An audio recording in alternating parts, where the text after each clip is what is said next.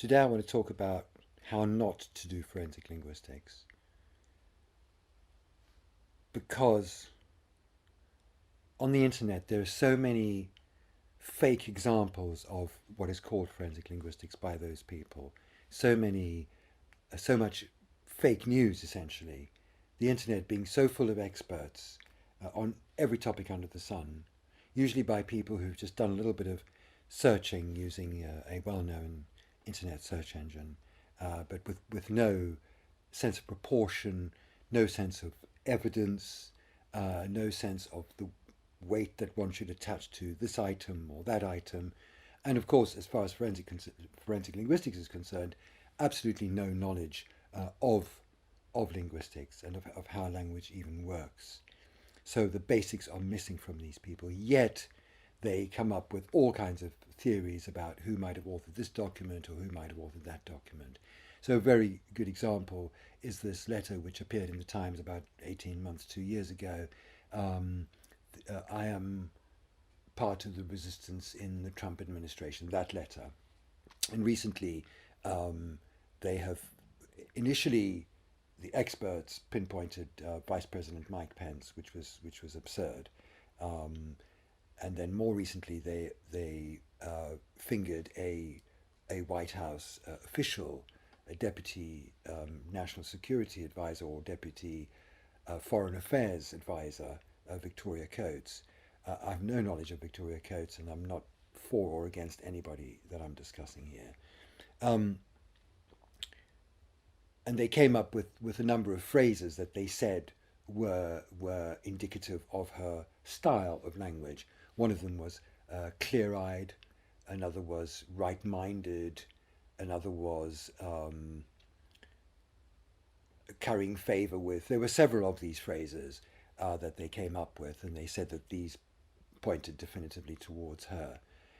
Now, if all of those phrases, all the phrases that they'd pointed out, had occurred in one short document by Victoria Coates, that might be a plausible argument. But from what I can tell, this person, Victoria Coates, has blogged and written and produced millions and millions of words, which are all over the internet, thousands of documents.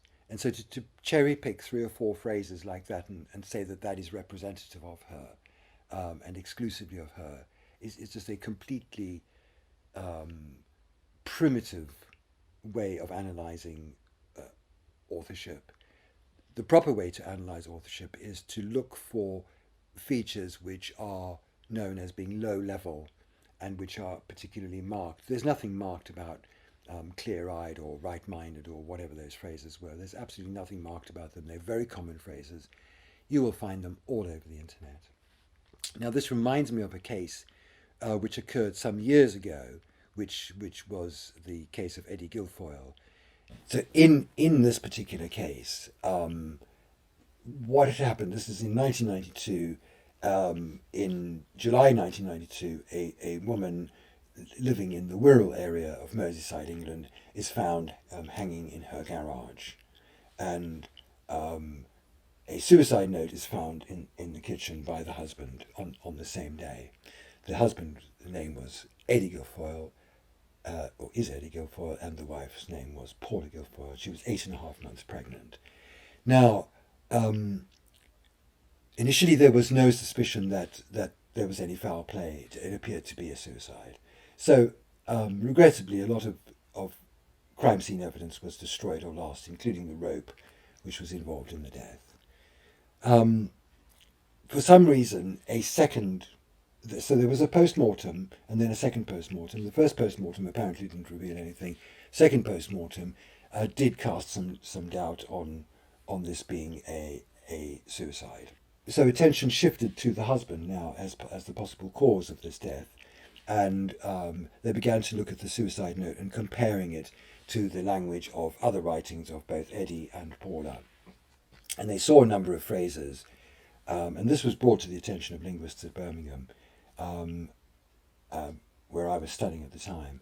And a number of phrases were selected as, or were thought of as being similar between the suicide note and Eddie's own use of language, and these were phrases like friends and family, family and friends, pain and suffering, pain and heartache, turning back the clock, and rebuilding your life or rebuilding our lives. So these were the phrases. Now, at the time, a number of linguists felt that these were strongly indicative of the possibility of Eddie being the author. But to be fair to those linguists, none of them said that he was the author or was likely to be the author, because it was felt that this method, just using these short phrases as comparisons, was unreliable. If you take any of those phrases, though they might seem unusual in context, they are very common, and they were very common in a local newspaper at the time, and still are common in that newspaper, which is the Liverpool Echo. You'll find in the obituary columns phrases like friends and family, heartache and suffering, pain and suffering,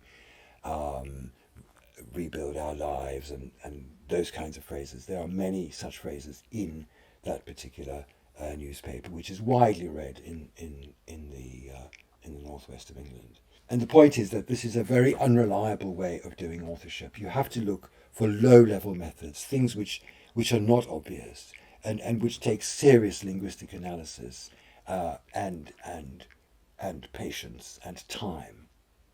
And so this thing with this claim that Victoria Coates is the author of the Resistance Letter is another one of these examples which does a disservice to the research carried out by scholars over many years, starting way back in Australia in the 1950s with Ted Strelo, moving on to Jan Swartweg in the 1960s, Roger Shai in the States, Malcolm Coulthard in England, and latterly people like Tim Grant and others working for him, who were working with him there at Aston. And actually, those phrases that were found in that resistance letter, the ones I've referred to, clear-eyed and right-minded and currying favour with and so on, it's quite possible just to copy and paste those from somebody's writing and put them in and put other stuff around them and make it look as though it's that person's authorship. But that is completely unreliable. And if that method gains any traction at a legal level, if people start using that kind of methodology, I think it could be very, very dangerous. And I'll just add two things. One, the Unabomber case, where certain phrases came up. I mean, that is not a methodology to do authorship. It worked in that particular case. But it would be a mistake for people to think that the investigators on the Unabomber were in any way invented or discovered forensic linguistics. They did not. They came many years after the real pioneers in the field. And not that I'm criticizing that particular investigation. It was a very good investigation. They got a good result, and there were some linguistic features. So that much is clear. The other thing I want to say is about this letter from the Trump administration. Anybody could have written that letter. It could even have been one of the supporters of the president who felt that if his public supporters, if his voters, if the people who got him into the White House saw something like this, there would be more sympathy for the president. And so they might well have concocted this between them and then decided to plant this on a particular person at the right moment.